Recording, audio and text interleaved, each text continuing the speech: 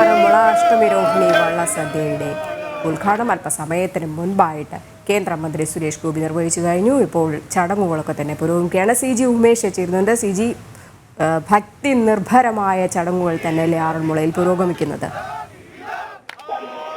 രജനി, ആറന്മുളയെ സംബന്ധിച്ച് അഷ്ടമിരോഹിണിയുടെ ഏറ്റവും പ്രധാനപ്പെട്ട ചടങ്ങുകളിൽ ഒന്നാണ് അഷ്ടമിരോഹിണി വള്ളസദ്യ. അതിന്റെ ഉദ്ഘാടനമാണ് അല്പസമയം മുൻപ് കേന്ദ്രമന്ത്രി സുരേഷ് ഗോപി നിർവഹിച്ചത്. കൊടിമരച്ചൂട്ടിൽ ഭഗവാനായി സദ്യ വിളമ്പിയതോടെ സദ്യയുടെ ചടങ്ങുകളൊക്കെ ആരംഭിച്ചിട്ടുണ്ട്. ഇപ്പോൾ ദൃശ്യങ്ങളിൽ കാണുന്നത് പള്ളിയോടങ്ങൾ ക്ഷേത്രക്കടവിലേക്ക് എത്തുന്നതാണ്. ക്ഷേത്രക്കടവിൽ എത്തുന്ന പള്ളിയോടങ്ങളെ ആചാരപൂർവ്വം സ്വീകരിച്ച് ക്ഷേത്ര തിരുമുറ്റത്തേക്ക് ആനയിക്കും. ഇവിടെ കൊടിമരച്ചൂട്ടിൽ ഭഗവസ്തുതികളായ വഞ്ചിപ്പാട്ട് പാടി വലം വെച്ച ശേഷമാണ് പള്ളിയോടക്കരകളിൽ നിന്ന് ആളുകൾ അവർക്കായി തയ്യാറാക്കിയ പ്രത്യേകം ഇടങ്ങളിലേക്ക് സദ്യ കഴിക്കാനായി പോകുക. ഈ പള്ളിയോടങ്ങളിൽ കരക്കാർക്കൊപ്പം ഭഗവാനും എത്തുന്നു എന്നതാണ് ഈ വള്ളസദ്യയുടെ പെരുന്നാൾ സദ്യയുടെ പ്രത്യേകത. ഏതാണ്ട് 350 പറ അരിയുടെ സദ്യയാണ് ഇക്കുറി ഒരുക്കിയിരിക്കുന്ന. വലിയ തിരക്ക് അനുഭവപ്പെടുന്നുണ്ട്. ചടങ്ങുകളൊക്കെ ആരംഭിച്ചിട്ടുണ്ട്. സദ്യയും ഔദ്യോഗികമായി ആരംഭിച്ചിട്ടുണ്ട്. പള്ളിയോട കരകൾക്കായി പ്രത്യേകം തയ്യാറാക്കിയിടങ്ങളിൽ പള്ളിയോട വള്ളസദ്യയും ആരംഭിച്ചിട്ടുണ്ട്. രജനി, ശരി, എന്തായാലും ആറന്മുള വള്ളസദ്യ ആരംഭിച്ചു കഴിഞ്ഞിരിക്കുന്നു. അതിനു മുമ്പ് പള്ളിയോടങ്ങൾ എഴുന്നള്ളുന്ന ദൃശ്യങ്ങളാണ് നമ്മൾ കാണുന്നത്. ഭക്തി നിർഭരമായ ചടങ്ങുകൾ തന്നെയാണ്